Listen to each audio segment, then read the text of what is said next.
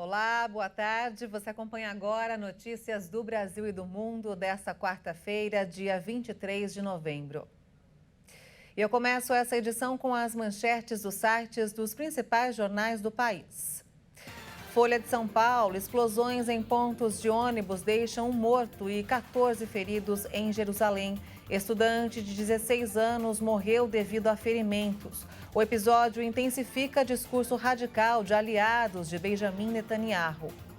E agora o Estadão: goleada de 7-0 da Espanha sobre a Costa Rica é uma das maiores da história das Copas. Europeus não tomaram conhecimento dos rivais em sua estreia na competição e igualaram marca de Portugal contra a Coreia do Norte em 2010. Valor econômico: Covid-19. Anvisa volta a obrigar o uso de máscaras em aeroportos e aviões. A medida entra em vigor a partir da próxima sexta-feira. E por fim, o Globo: Tite não confirma Vini como titular em estreia do Brasil na Copa. O técnico exalta a responsabilidade de seu papel de potencializar talentos ofensivos. O texto da PEC da transição deve ser votado na próxima semana. E para ter espaço de negociação, uma alternativa pensada é deixar o Auxílio Brasil, que deve voltar a chamar Bolsa Família, fora do teto dos gastos públicos por 4 anos. A proposta de emenda à Constituição, que deve sugerir que a verba de 198 bilhões de reais do Bolsa Família fique fora do teto de gastos públicos por 4 anos, vai ser apresentada oficialmente a líderes aliados e protocolada no Senado. O texto apresentado na semana passada, que se tratava de uma minuta, estabelecia que o Bolsa Família ficaria fora do teto por prazo indefinido. Ou seja, ao propor agora um prazo de 4 anos, a equipe econômica de transição está recuando da proposta inicial. Essa versão é considerada ideal, mas senadores reconhecem que ainda vão ter que negociar ao longo da tramitação, que começa na Comissão de Constituição e Justiça e depois segue para o plenário. Lideranças do Congresso já negociam reduzir o prazo do Bolsa Família fora do teto para 2 anos. O presidente do Senado, Rodrigo Pacheco, acredita ser possível aprovar a PEC na casa já na próxima semana em 2 turnos, encaminhando o texto para a Câmara dos Deputados. A aprovação da proposta é crucial para que o Congresso possa votar o orçamento de 2023 antes do prazo máximo, que é no dia 22 de dezembro. E como vimos nas manchetes dos jornais, a quarta-feira foi de tensão em Jerusalém. 2 atentados com bombas em pontos de ônibus provocaram uma morte e deixaram vários feridos.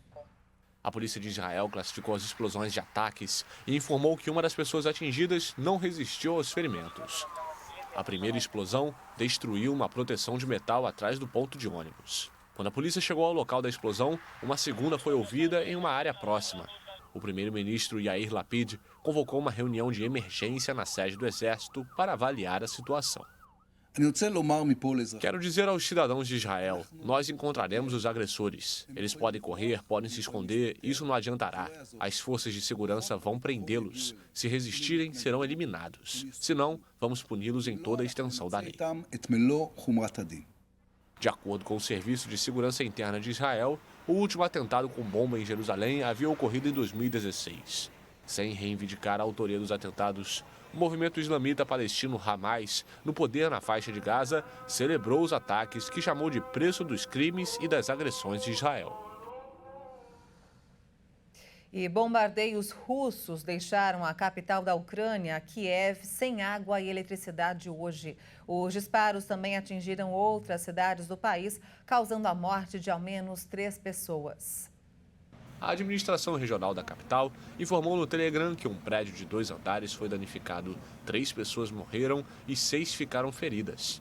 2 bairros da cidade de Lviv, no oeste do país, também ficaram sem energia após ataques russos. 3 usinas nucleares foram desconectadas da rede elétrica após o bombardeio. Os últimos grandes ataques em Kiev remontam a 17 de novembro, quando o exército russo bombardeou várias cidades, deixando mais de 10 milhões de ucranianos sem eletricidade. Os ataques também tiveram consequências na vizinha Moldávia, onde houve cortes de energia. Ainda nesta quarta-feira, o plenário do Parlamento Europeu aprovou uma resolução que qualifica a Rússia como o país promotor do terrorismo por sua guerra contra a Ucrânia e pediu aos 27 países do bloco que sigam o posicionamento. Um dos principais estados americanos, Nova York, proibiu parte das atividades de mineração de criptomoedas por 2 anos. A medida se deve ao forte consumo energético exigido pelo procedimento e, em alguns casos, envolve até mesmo a utilização de combustíveis fósseis. Esta é a primeira vez que um estado americano suspende total ou parcialmente o procedimento necessário para a criação de criptoativos. A proibição decretada pela governadora Kathy Hochul na terça-feira se refere ao chamado método de mineração à prova de trabalho, considerado mais exigente em consumo de energia e que também é o mais utilizado. Segundo a empresa Digiconomist, são necessários cerca de 1.150 kWh para minerar um único Bitcoin. Essa demanda energética equivale ao consumo médio de uma casa americana durante 1 mês e 10 dias. Vários países já proíbem a mineração de criptomoedas, a exemplo da China, que até junho de 2021 era a principal produtora de ativos digitais no mundo. Na Europa, o Kosovo também proibiu a mineração de moedas virtuais no último mês de janeiro, por conta de problemas no fornecimento de energia e dos recorrentes apagões.